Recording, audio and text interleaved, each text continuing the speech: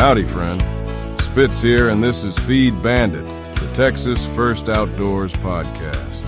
If you have ever wanted to feel the true, immense power of the open sky and stand on a piece of dirt that tested the raw grit of the early pioneers until their hands were calloused and their boots were worn thin, you need to point your truck all the way up to the northwest corner of our great state. We are traveling up to a place where the wind never stops blowing. The horizon stretches out flat as a tabletop for 50 miles in every single direction, and the dirt is as red as a setting sun. I am talking about Bailey County, Texas. Tucked away on the high plains of the Llano Estacado, right along the eastern border of New Mexico, this county is a place built entirely on water, woodcraft, and pure independent determination. Long before there were modern highways, cotton gins, or bustling small towns out here, this corner of the republic was a vast ocean of native shortgrass prairie where the buffalo roamed by the millions and the Comanche warriors ruled the plains.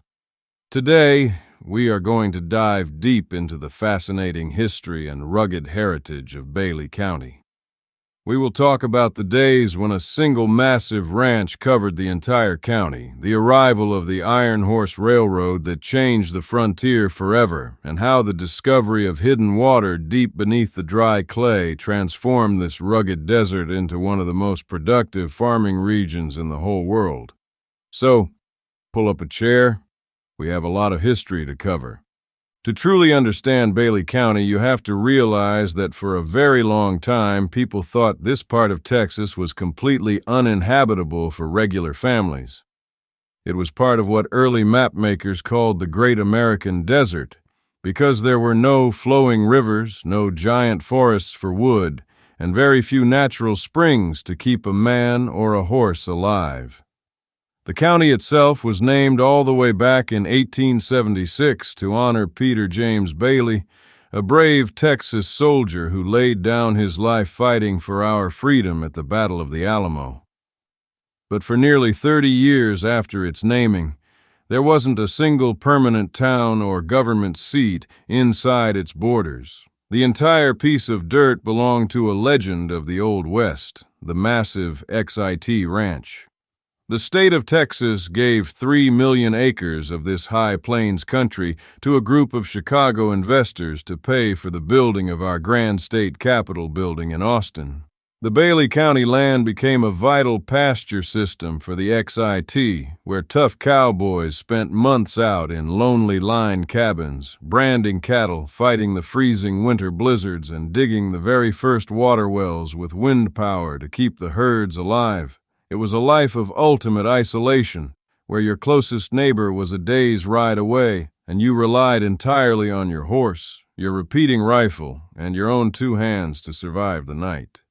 Let's look at the technical tips and historical checkpoints for exploring and uncovering the deep heritage of this Panhandle County. My first big tip for you is to visit the Muleshoe National Wildlife Refuge, which sits right in the southern portion of the county. Established back in the 1930s, this is the oldest national wildlife refuge in the entire state of Texas, and it is a magnificent window into what the land looked like before the first plow ever cut the sod. The refuge is centered around 3 large natural playa lakes that fill up with seasonal rainwater. During the cool winter months, these shallow lakes become a vital resting station for over 100,000 lesser sandhill cranes migrating down from the north. Standing on the edge of the rimrock, draws at dawn, listening to the prehistoric, rattling calls of thousands of cranes rising into the pink sky, is an outdoor experience that will connect you directly to the ancient, wild heart of the old high plains. My second tip is to learn how to read the massive technological shift that happened when the railroad finally arrived in 1913. Before the iron tracks were laid, moving supplies into Bailey County required a long, grueling journey by freight wagon from towns miles away. The railroad allowed developers to bring in the very first permanent farming families, leading to the creation of Muleshoe, which became the proud county seat.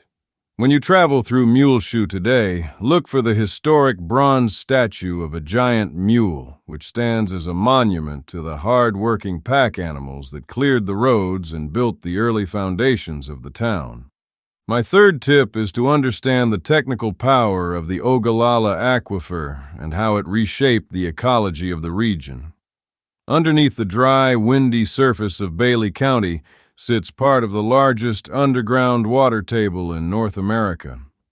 In the 1930s and 1940s, farmers learned how to drill deep wells and install heavy-duty irrigation pumps powered by old automobile engines. Suddenly, they could pull thousands of gallons of sweet, clean water out of the sand to water their fields. This transformed the dry ranch land into a green powerhouse that grows world-class crops of cotton, corn, grain sorghum, and peanuts. When you drive the farm-to-market roads today, you will see giant pivot irrigation systems walking slowly across fields that cover hundreds of acres. Understanding that this entire agricultural empire is supported by a hidden, ancient underground sea is the absolute key to appreciating the modern landscape of the Panhandle. My fourth tip is to scout the local windbreaks and old homestead rows for hunting opportunities. Because the high plains are naturally flat and open, the early farming families planted long lines of hardy trees like Siberian elms and Osage orange trees around their houses and barns to protect their soil from the heavy winter windstorms. Today, these old abandoned tree rows act like natural magnets for wildlife. They are prime locations for spotting mule deer, whitetails, pheasant, and massive flights of mourning doves that come in to roost after feeding on the waste grain in the surrounding fields. We care about the history of Bailey County because it is a living testament to the independent, unbeatable spirit that defines the character of Texas. This is a country that didn't give up its treasures easily. It required families with ultimate backbone who could look at a dry, dusty plain and see a land of abundance and opportunity. Preserving the tradition means keeping these stories of the Old West alive for our children, showing them that the food on their tables and the clothes on their backs are the direct result of generation after generation of farmers and ranchers who worked alongside nature under a brutal sun. Protecting the legacy means being wise stewards of our natural resources today, managing our underground water with true discipline, and respecting the small-town values of faith, family, and hard work that have sustained Bailey County for over a century. Whether you are an outdoorsman watching the cranes soar over the Playa Lakes, a farmer tending to his crops in the red dirt, or a visitor listening to the wind whistle through an old wooden windmill, you are standing on historical ground that was won through pure American determination. When we stand tall as Texians, we promise to honor that high plains heritage and preserve the wild, independent soul of our state for all the years to come. Keep your boots greased, look after the land, and stay true to the traditions of the Great West. So what do you think of that? Are we right on target, or did we totally miss the boat on that one? Email us at howdy@feedbandit.com and let us know either way. And don't forget to check us out at feedbandit.com and grab some gear to show off your Texas first outdoors pride. Preserve the tradition, protect the legacy, and remember, always support your local feed store. If you're there for them, they'll be there for you when you need them the most out in the field. Stand tall, fellow Texian. We'll talk soon.